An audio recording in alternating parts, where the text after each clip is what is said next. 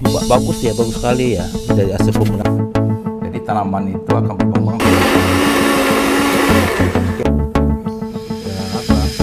Jadi sebenarnya bahwa Jonglon ini itu akan bisa terurai atau larut dengan air yang steril. Nah, intinya adalah itu. Nah, air yang steril itu apa? Salah satunya adalah dia minta air suling ya, karena air suling itu adalah air yang paling steril. Nah, semakin steril dari air kita, semakin mudah Jonglon ini bisa terurai, terekstraksi dia. Jadi selama ini kita melihat bahwa untuk kita mengekstraksi beberapa bahan tertentu, itu biasanya kita pakai alkohol ya, tapi ini enggak.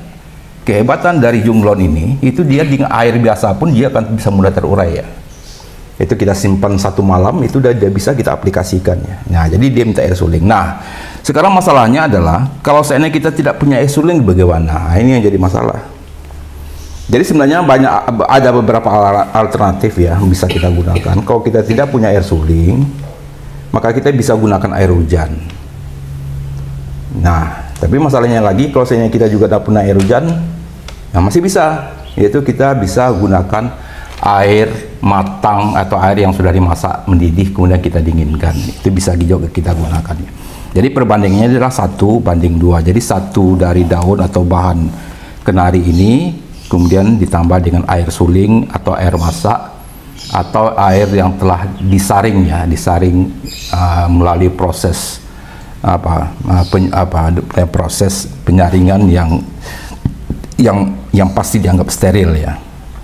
Nah, nanti saya gunakan air, tidak air suling juga tidak air masak, tapi air yang telah saya saring ya. Karena di rumah kami ada air yang dari galon, kemudian ada proses penyaringannya lagi, ada khusus itu. Nah, kita gunakan itu. Nah, kemudian kita punya wadah waskom, kemudian kita harus punya saringan, kita blender. Nah, kemudian nanti ini kita akan diamkan, kita masukkan ke dalam botol, kita diamkan 1 malam, kemudian besoknya baru. Jadi minimal proses ekstraksi itu 12 jam ya, 12 perendaman.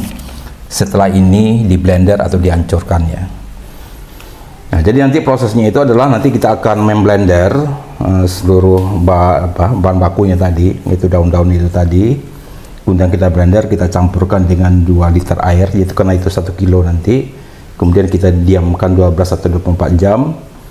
Nah, kemudian ini. Beberapa pertanyaan adalah berapa lama ini bisa bertahannya. Nah, jadi yang untuk khusus herbisida ini dia bisa bertahan 1 sampai 2 bulan. Asalkan dengan catatan satu, bahwa kita harus menyimpannya itu adalah di tempat gelap. Nah, kenapa di tempat gelap?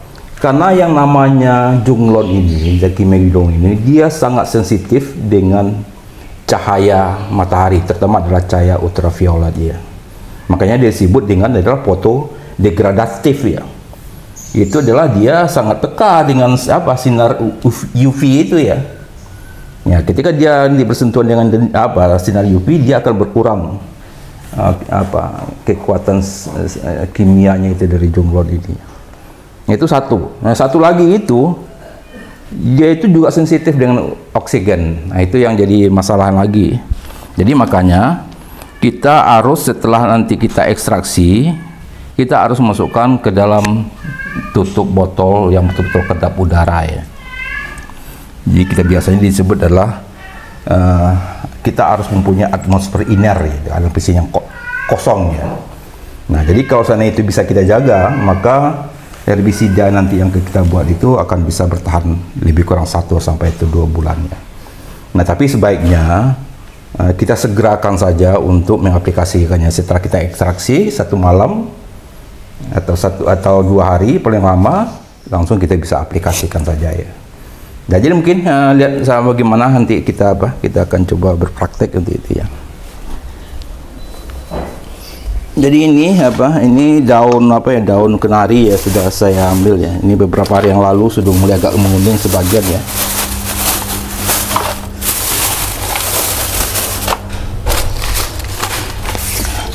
Ini nanti kita cuci saja bersih ya. Bersih saja. Nanti kita akan mengekstraksi ya dari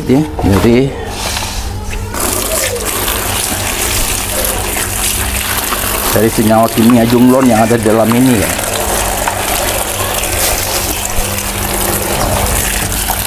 Jadi selama ini kan kita tidak menyadari ya bahwa daun-daun kenari ini kita biarkan menjadi sampah bertebaran di mana-mana ya. Padahal kalau kita bisa paham ya bahwa senyawa yang ada di daunnya ini, yaitu senyawa kimia junglon itu sangat efektif sekali ya untuk sebagai pestisida nabati. Maksudnya herbisida, maaf ya, saya selalu menyebutkan herbisida dari nabati. Nah, sayang karena kita tidak mengerti ya, kita kadang-kadang kita membiarkan saja dia tumbuh liar ya, batang kenari ini.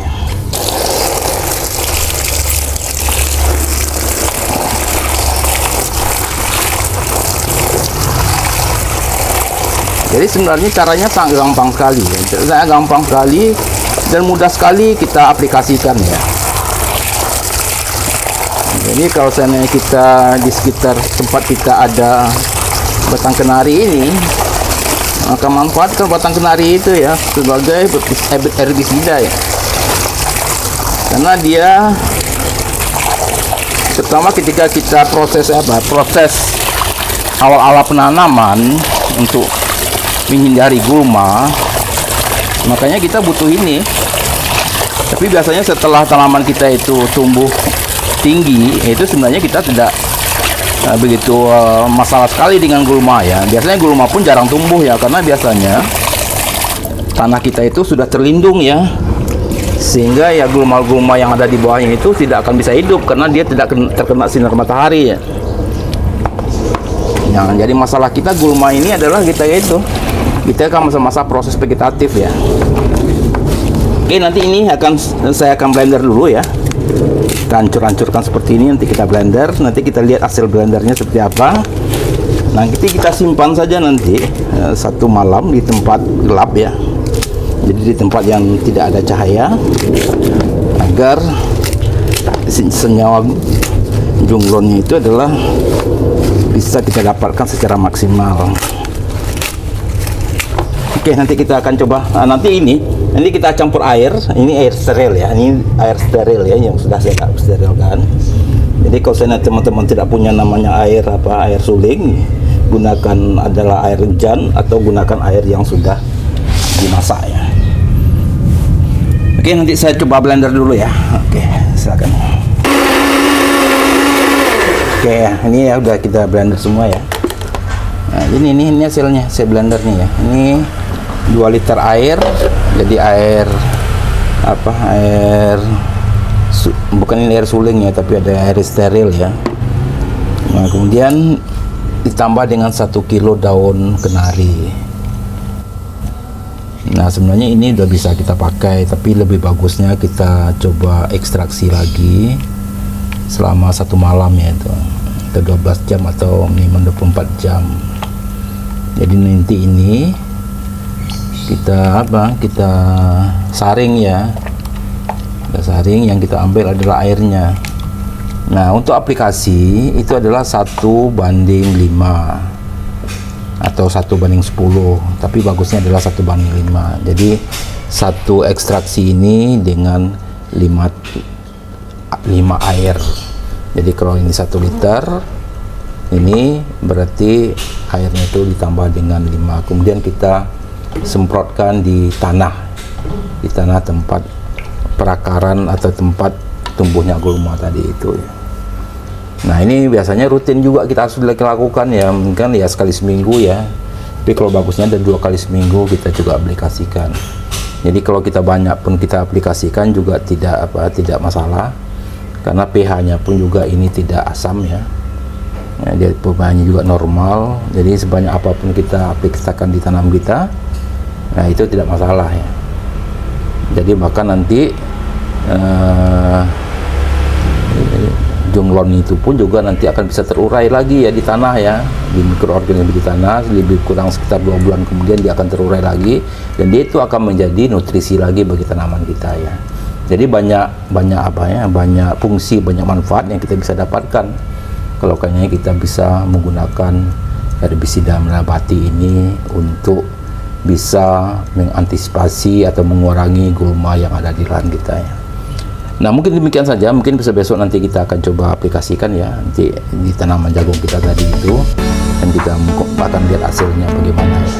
Oke, demikian saja, mudah-mudahan ada manfaatnya. Wabillahi taufiq wal hidayah. Assalamualaikum warahmatullahi wabarakatuh. Nah, daun keladi tetap aja dia memang bandel ya, tapi walaupun dia bandel tapi tetap ini lengket kan.